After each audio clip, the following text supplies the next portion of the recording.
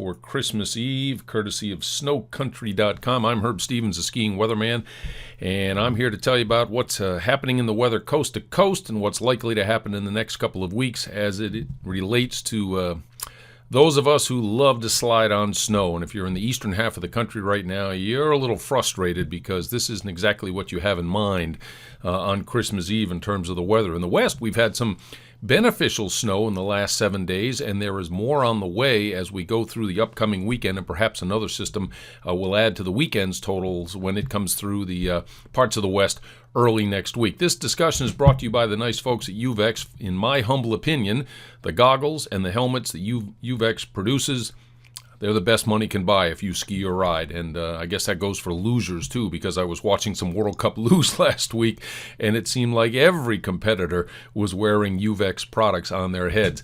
In terms of the headlines, the pattern is changing slowly. And I know a couple of weeks ago, I talked about this pattern turning into one that's colder in the eastern half of the country just before Christmas. Well, the timing on that was off. The pattern is changing. It is going to turn colder, but unfortunately, it's going to happen just after Christmas. And that's going to put the snowmakers behind the eight ball a little bit in terms of opening up new terrain. But they are going to get their chance to crank things up in the Appalachians, all the way from the mountains of North Georgia up to Quebec. And that's going to happen soon over the upcoming weekend. There'll be a Christmas Day storm in Utah. Some of that snow will move further east into Colorado the day after Christmas. The mountains in Wyoming should do very nicely as well. And then finally, I think we might get some substantial snow threats developing in the eastern half of the country with coastal storms next week and beyond. So let's dig into it. And the first thing I want to show you is this map of sea surface temperature anomalies, because the warmer than normal waters that cover the eastern Pacific in this area, and actually all the way up into the Gulf of Alaska, and the warmer than normal waters over the northwestern Atlantic off the mid-Atlantic coast and New England coast, they are having big influences on the snowfall totals. On the west coast, this warm pool is good news for the most part. It does tend to elevate the snow levels a little bit when you have this bathtub, relatively speaking, just off the coast, but it also infuses the systems with additional moisture, and I think that's going to lead to some very substantial amounts of snow throughout the west during the course of the winter, because the amounts are going to get jacked up because of the injection of moisture from this warm pool. In the Northeast, it's a different story. Every time you get a low pressure system that runs up the coast, typically New England, New York, and the Mid-Atlantic, we love that storm track. But if the storm is too intense right now, it draws too much mild air off the ocean at the low and mid levels, and that very often results in mixed precipitation. The easiest way to get rid of this warm pool of water off the northwest Atlantic coast here, or the northeast Atlantic coast, is to get some Arctic air in there and to cool things down. And that's going to happen over the next couple of weeks. But that pool of warm water has been a pain in the neck thus far this season. The jet stream right now has one dynamic feature right here in the middle of the country. This is the system that is propelling warmer air up through the mid-Mississippi Valley, east of the Appalachians, and all the way up into eastern Canada. And that's why most of the precipitation with the storm Christmas Eve and Christmas Day is going to be in the form of rain in the eastern half of the country. This particular system now making landfall in Northern California up through the mountains of Washington and Oregon. I'll talk about that in a minute when I break things down regionally, but this will be the next snow producer for the western United States as it pivots southeastward. If we take a look at the national radar today on Christmas Eve, you can see that the system in the west is producing some snow, some rain down on the coast certainly. But there's some snow falling in the Cascades and in the far northern Sierra today, and those snows will be spreading down toward the central Sierra as we go through Christmas Eve and into Christmas Day.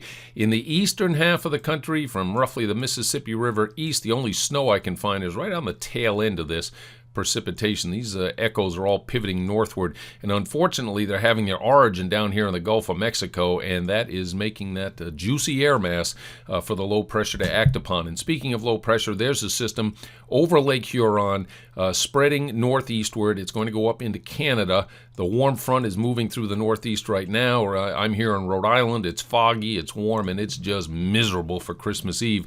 But there's the cold front that'll bring an end to all that nonsense. By tonight, it'll be arriving in western Pennsylvania, and it looks as though it'll take another day or so to clear the coast. But out here in the west, As we get through tonight, one area of low pressure will be over northern Nevada, another one over far western Montana, and that will support light to moderate snow as the upper level system, comes ashore behind it. So let's break things down in the west first of all. If we take a look at the watches and warnings and whatnot that the National Weather Service has out in the middle of the day on Christmas Eve. There are winter storm advisories, there are winter storm watches, and winter storm warnings. The pink is the one that promises the greatest amount of snow. The winter storm warnings here in the west, winter storm advisories in the Sierra. They'll be the first ones in California to get that snow.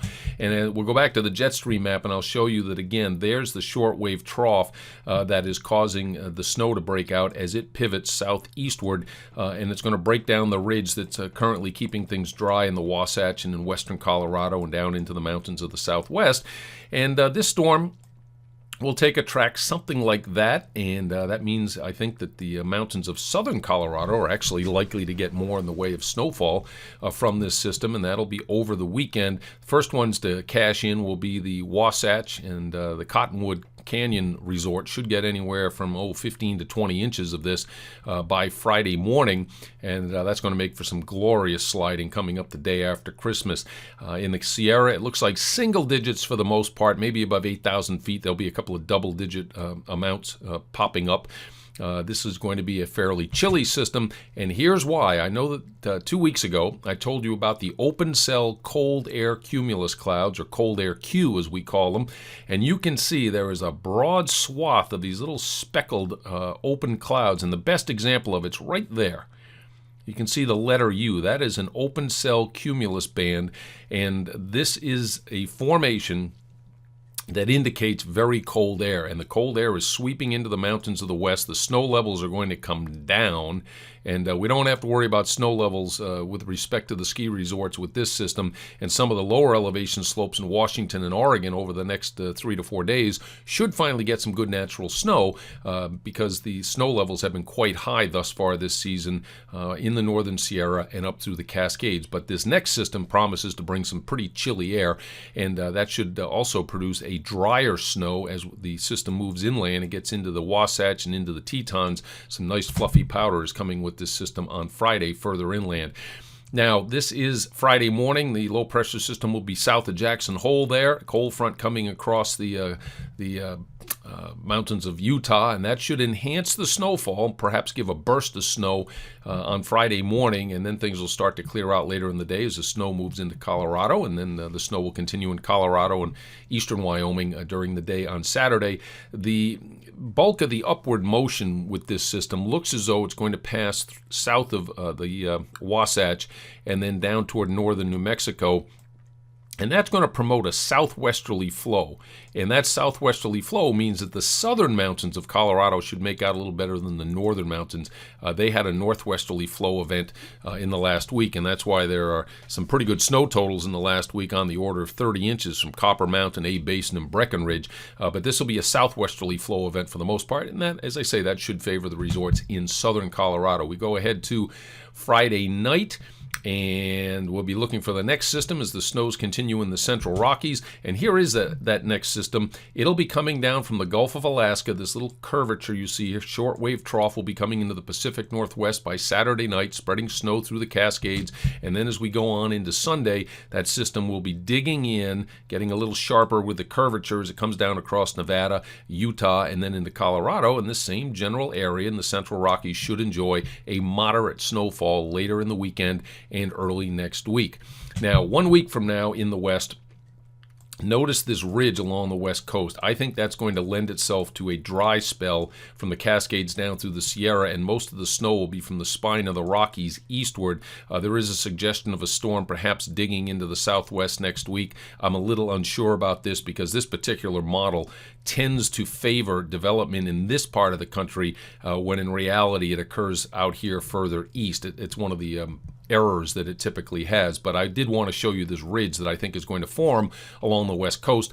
And as I say, it should dry things out from the Cascades down through the Sierras for 5 to 7 days next week. 7-day snowfall. The greater amounts are in the northern Cascades down through the northern and central Rockies. I like that idea, and that's where you're liable to find powder days over the course of the next week. Let's shift gears and go to the Midwest and to the east. And if we take a look at the watches and the warnings again, well, we don't like these colors of green in the east because that has to do with excessive rainfall and some localized flooding issues. We've got high wind watches out because when the cold front goes through later tonight in the Midwest and then into the east tomorrow, the winds are going to get pretty strong.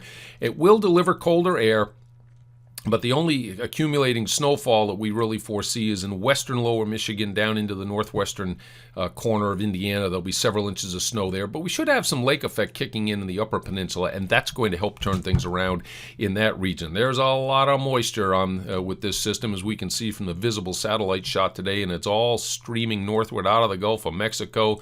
There's some Atlantic inflow into New England, and that means rain and some heavy rain.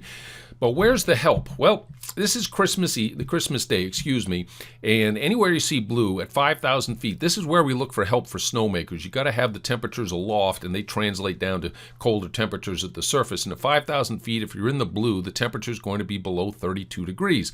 So colder air will be moving in for a while, Christmas night and during the day on Friday the 26th. However, ideally, we would like to see high pressure here to the north, circulating cold air in from Canada, but this high is going to be over the Ohio Valley and the central Appalachians, and that's going to glide northeastward Saturday into Sunday and turn it milder again, probably too mild for anything more than a little hit-and-miss snowmaking in the northeast. By the time we get to Sunday night, however, the colder air is coming back. Keep your eyes on this little low-pressure center here because that might bring a little snow into southern New England Sunday night into Monday. But the big news is the cold air over Canada will be on the move, and by the time we get to Tuesday night, it'll start to flood through the eastern Rockies, the plains, into the Great Lakes. There'll be lake-effect snow going on in the upper Midwest. The snowmakers in the southeast will be back to work, and that'll be the case in the northeast as well. But this is where everybody's eyes will be. Will there be low pressure east of New Jersey on Tuesday night? If so, we could have a substantial snowfall here in the Northeast on New Year's Eve. This is not out of the question right now.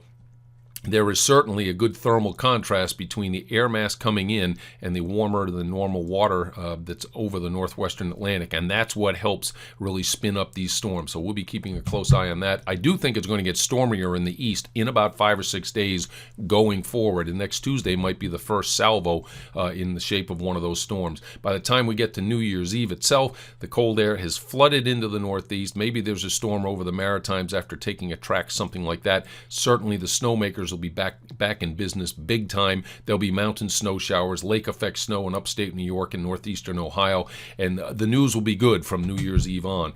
In terms of precipitation over the next 7 days, the heaviest will be in the next 24 hours right along the eastern seaboard with the Atlantic inflow supplementing what's coming out of the Gulf. Here's the important stuff. 7-day snowfall. Well, one of the models suggests there'll be a streak of snow across southern New England coming out of the mountains of western Maryland. I'm not going to say that this track is set in stone, but I do think it is going to get stormier. Like I said, about 5 days from now, going forward into the new year with cold air to the north. Cold air to the north and some mild air down here over the southwest Atlantic. There will be an active storm track setting up, I believe, and that bodes well as we head into the new year. 10 days from now, the Canadian ensembles like the idea of a big chunk of cold air centered over Hudson's Bay, settling southeastward, and it'll be cold from the spine of the Rockies all the way to the eastern seaboard. They'll be making snow all the way down into northern Alabama at Cloudmont with this air mass, and at 15 days it relaxes a little bit, but the key is the western ridge will continue to tap into Arctic air out of the Northwest Territories, and that bodes well for ski areas over the eastern two-thirds of the country. As long as this ridge is in place, the spine of the Rockies eastward can pick up snow. The coastal ranges will have a little more trouble underneath that ridge. So that's the way everything looks right now. We're looking at a western ridge, eastern trough system or pattern evolving. Lake effect is going to help in the upper Midwest. The northwest down to the central Rockies will continue to be in line for snow from time to time. Help is finally on the way in the east, and in general, the longer term looks favorable for all parts of the country, with the possible exception of those coastal ranges in the west where the ridge will dominate for the next week to 2 weeks. That's the Skiing Weatherman Report for this time, brought to you by Uvex. Enjoy your holidays, enjoy your sliding, and I'll have my next report for you on New Year's Eve. Take care.